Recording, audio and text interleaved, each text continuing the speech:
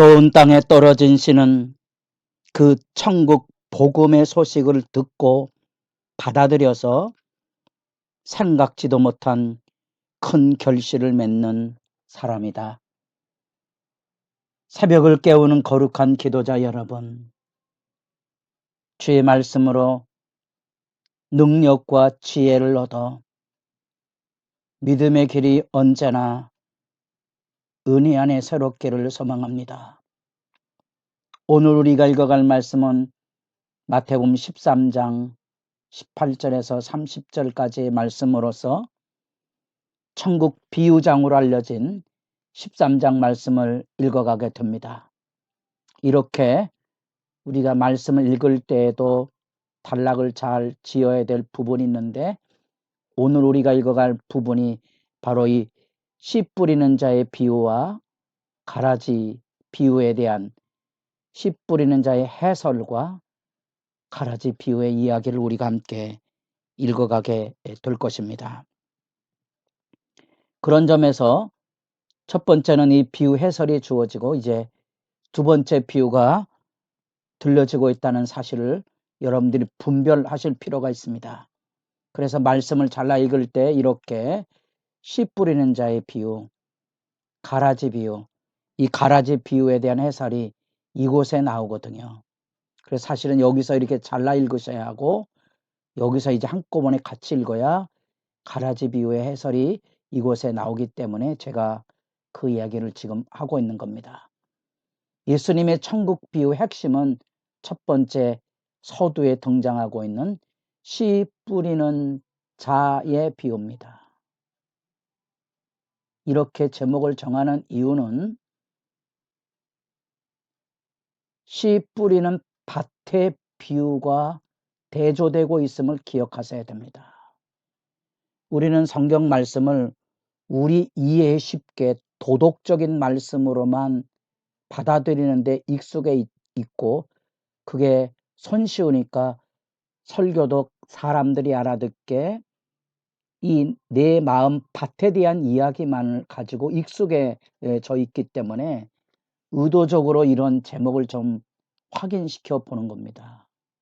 지금 이 비유에 나타나고 있는 길가나 돌짝이나 이런 것은 그곳에는 결실이 맺어지는 그런 조건이 아닌 거죠. 길가의 밭이 완악하지만 깨뜨려서 좋은 밭이 되어야 된다는 그런 이야기가 초점이 아닌 겁니다. 물론 그것도 하나님의 말씀 앞에 우리의 마음밭을 갖는다 하는 데에서는 다른 다양한 성경 말씀으로 충분히 묵상할 가치가 있고 받아들이는 진리의 이야기지만, 하나님의 말씀에 나타난 일반적인 해석의 일관성을 취하려면 지금 이 말씀의 주 흐름은 우리가 예수님께서 천국 사역을 하실 때 11장 12장에 나타난 대로 많은 배척이 있고 초대와 영접이 있었다는 사실을 분별하면, 이제 이 비유의 말씀은 우리가 예수 복음을 따라 살아갈 때 이루어지는 놀라운 하나님의 은혜를 이 좋은 밭으로 지금 일깨워 주고 있고, 또 우리가 친히 전도자가 되거나 말씀을 가르치거나, 여러분 누군가를 위해서 중보적 기도를 드렸다면 이 비유가 막 가슴에 와닿는 양태가 될 것입니다. 내가 만약에 복음 전도자로 세상을 살아간다면 우리가 전하는 복음에 흔히 씨알도 안 먹히는 사람도 있죠. 그렇지 않습니까? 복음을 잘 받아들였지만 금세 뿌리를 내리지 못하고 그만 신앙생활을 떠나는 경우들도 있고, 잘 믿는 것처럼 보여서 믿음 생활을 하는 것처럼 보이지만 시험거리가 생겨서 믿음 생활을 중단하는 경우들. 그러나 놀랍게도 어떤 사람은 여러 가지 시련이나 유혹이 와도 꿋꿋이 믿음을 지켜 주님을 따르는 사람들이 우리 일상 안에 살아있는 겁니다. 그런 관점에서 말씀을 먼저 이해하는 것이 성경을 이렇게 읽어가면서 합리적인 판단을 하게 되는 겁니다. 그래서 제가 자주 이런 하나님의 말씀에 이 구원하시는 은혜의 구속적인 하나님의 은혜의 시각과 위로부터 나오는, 또 여러분 매일 생을 가지고 있으면 하나님이 누구신가, 하나님 뭘 하고 있는가에 대한 말씀과 더불어 이 밑으로서의 반응, 인간이 가지고는 열심, 도덕적인 모범적인 이해와 판단을 함께 균형을 잘 갖추고 성경을 이해하셔야 말씀을 이해하는 건강함을 보존해 갈 수 있다는 사실입니다. 그래서 우리가 처음 경건의 시간 퀴즈라는 것에 참여하게 되면 대부분 도덕적인 범죄에 대한 자기 자백의 자리에 이르게 되고 그것에만 집중하다 보니까 한 고비를 넘어가야 되는데 그 고비를 넘어가기 제일 어려운 부분이 하나님의 말씀을 도덕적인 훈계로만 받아들이니까 그 너머를 가지 못하는 경우들을 실제로 많이 경험합니다. 그걸 넘어가려면 성경은 우리에게 도덕적인 이야기만 하고 있는 게 아니고 하나님이 우리를 사랑하시는 이야기를 하고 있다는 겁니다. 우리가 하나님을 사랑하자는 얘기보다 하나님이 우리를 사랑하는 사랑이 먼저 주도적으로 주어져 있다는 사실. 혹시 여러분들이 이후에 말씀을 가지고 토론할 기회가 있다면 반드시 이걸 점검해 보셔야 되는데, 여러분들이 흔히 우리가 말하고는 예정론을 이해할 때 예정론과 운명이나 팔자론하고 어떻게 다른가를 설명하실 수 있으면 성경을 이해하는데 균형을 가지고 있는지 없는지가 분별이 됩니다. 차후의 얘기고요. 여하튼 씨 뿌리는 자의 비유입니다. 예수님과 복음 전자자들이 마주칠 삶의 현장의 이야기들은 마치 농부들이 씨를 뿌려 열매를 거두는 것처럼 예수님과 그 제자들이 앞으로 복음 사역을 전할 텐데 그 복음 전하는 사역 속에 이렇게 다양한 환경들이 일어날 것인데 그 놀라운 비유의 말씀의 이해를 이제 여기 설명을 합니다. 뭐라고 설명을 시작하고 있죠? 제자들이 물었습니다. 어찌하여 그들에게 비유로 말씀하셨습니까? 10절에 말씀하니까 11절에 천국 비유의 예수님의 의도와 목적을 분명히 밝혀주었습니다. 천국 비밀을 아는 것이 너희에게는 허락되었으나 그들에게는 아니 되었나니. 그러면 이 천국 비유는 누구에 대한 얘기입니까? 제자들에 대한 얘기입니다. 제자들만이 알아듣는 거예요. 이 놀라운 손쉬운 이 이야기 안에 복음의 실제는 오직 제자들, 하나님이 택하여 부른 자들에게만 진리가 열려집니다. 그러나 이제 아까 서두에 말씀드렸다시피 그러면 예정론이 운명론이 되어버립니다.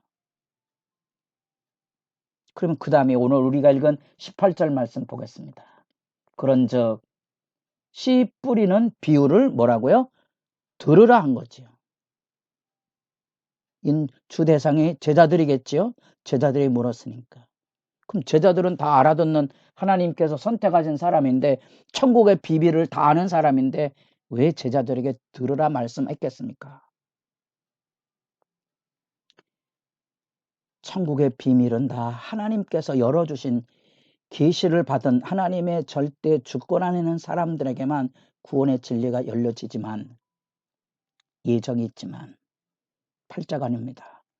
우리가 깨어 있어야 됩니다. 들어야 됩니다. 마음에. 그래서 많은 시련과 유혹과 세상의 염려와 재물의 유혹 같은 이런 것들이 우리들 속에 비바람처럼 몰아져 올 때에, 환난과 박해라는 핍박이 다가올 때에 제자로서의 본분을 지키려면 주의 말씀 앞에 절대 순종의 삶을 수반해야 합니다. 그 얘기입니다. 목사님, 그러면 행함으로 구원받는 겁니다. 이런 얘기하면 뭐 대답할 말은 없어요. 그 얘기를 하는 건 아닙니다. 다시 돌아가셔서 예정론과 운명론의 차이를 잘 생각해 보셔야 됩니다. 예정의 깊은 의미는 모든 구원의 은혜는 하나님의 손에 달려 있습니다. 그러나 우리는 그 하나님의 주권 은혜 안에 있는 하나님의 사람들은 말씀을 마음에 지켜 행하는 사람들입니다.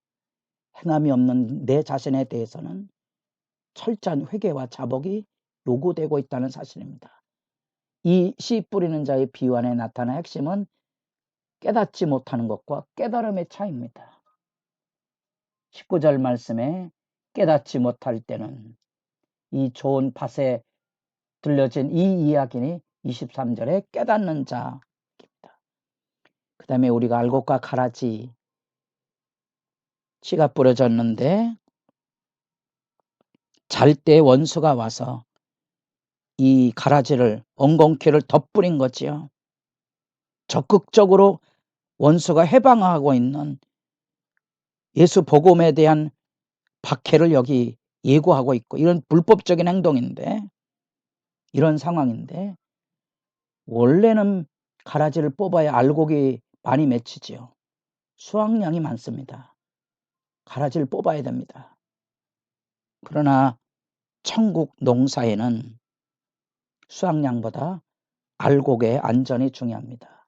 그 이야기는 여러분들이 묵상이 필요합니다. 우리는 잃은 양 한 마리를 위해서 99만 양이 기다려주는 이런 부분에 대한 이야기를 교회에서 하기가 참 어렵다는 겁니다. 기다려주십니까? 그만큼 천국 역사에 진실과 지혜가 요구되고 있다는 사실입니다. 은혜의 깨달음 안에 우리에게 필요한 것은 듣고 본바를 따라 행하는 진실한 실천입니다.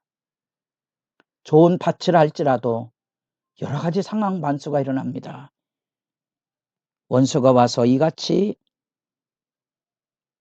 엉겅퀴를 뿌려내는 것처럼 그 안에서 마지막 때까지 믿음의 알곡을 잘 지켜서 주님 심판하실 그때 철구 알곡으로 추수되는 그 영광의 비전을 말씀 안에 내다보시면서 기도하시기를 바랍니다.